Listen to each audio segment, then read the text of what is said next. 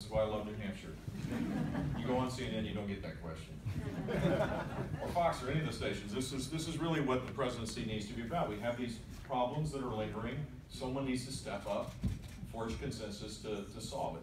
What I've proposed, and it is a detailed plan, and you can go on jeb2016.com to get the full details, is to raise the minimum wage starting in 2023. So people that preserve and protect Social Security for those that have it. Don't change it a bit.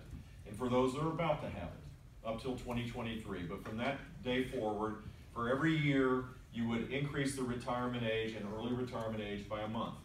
So over a 30-year period, you get to 70 at the end retirement years by 2052, I think it is, and 65 for early retirement. You would shift the benefits more towards late retirement than early retirement. For whatever reason, our Social Security system actually front loads the benefits more, disproportionately more, for people early retiring than late retiring, and actuarially it would be a better deal to do the opposite. You would create a minimum for all beneficiaries of 125% of the poverty level.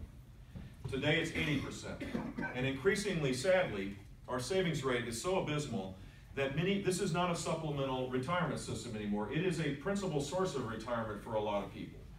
And while it is, one would wish that everybody would be focused on this at an early age, because the power of compounding, if you start saving money at your age, really works. I mean, it works quite easily. That's not how life's working out right now. And until we figure out a way to make that the norm, I think we have to create a floor in a decent country to make sure that people aren't in poverty as frail elders. That's just something I believe. Maybe it's because I'm from Florida, where I had a chance to serve people that are the coolest, greatest people on the face of the earth, and they need support.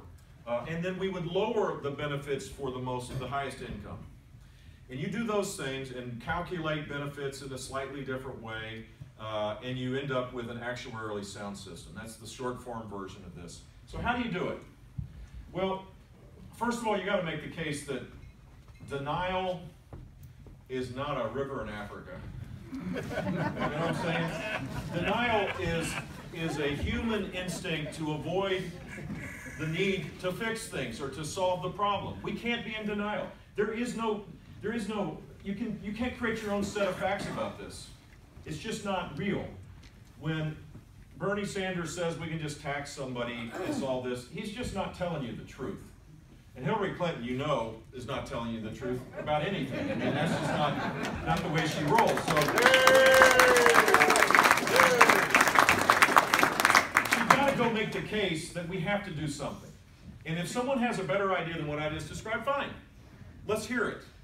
And the way you force consensus is to have a dialogue. You don't assume that it's your way or the highway, that you have the only ideas out there, but you have to start. The president has to lead the way, and then you have to engage people. The best policies in this country have been bipartisan. In fact, the reason why the Obama administration will go down as a failure in this regard is every one of his big initiatives, every one of them, the Iran deal, Dodd-Frank, Obamacare, the stimulus, has no Republican support. Not one person in every one of those votes, not a single Republican. You can't jam down big things down the throats of the American. You have to forge consensus. So Tip O'Neill and Ronald Reagan is a model. The last time we reformed Social Security was done with Tip O'Neill, a liberal, Ronald Reagan, certainly a conservative. They were friends, and they assumed that both were motivated, both loved their countries. They didn't disparage one another, all the time. They disagreed a lot, and they went after each other publicly, but they had a relationship that was based on good faith. So the strategy would be, start the dialogue, restore a sense of trust and faith amongst people in Washington, D.C., share in the credit if necessary, find people that don't look like you or think like you to be part of the effort. Don't try to force it down people's throats, but make it a clear policy agenda item. I don't think it'll be the first thing, because there's been an atrophy of the consensus muscle in Washington, D.C. They're totally flabby. I mean, name a deal where anybody's actually done something amongst Democrat and Republican. It happens occasionally, but very seldom. And we need to restore that. There are people that have been elected since 2010 that haven't been a participant in a budget process where there's actually a compromise. Today, We have a budget where they compromise by everybody piling on their stuff on top of other stuff, these omnibus bills that are not even debated. It's disgusting. It is a total distortion of democracy. If you get back to regular order work, and you assume that people that disagree with you aren't demons, you can begin to create the environment where the bigger things can happen. And Social Security, Medicare, I think Medicaid should be shifted back to the states. These are the big cost drivers for our budget problem. The debt is driven by this. And I would love to see a bipartisan consensus once again on foreign policy as well.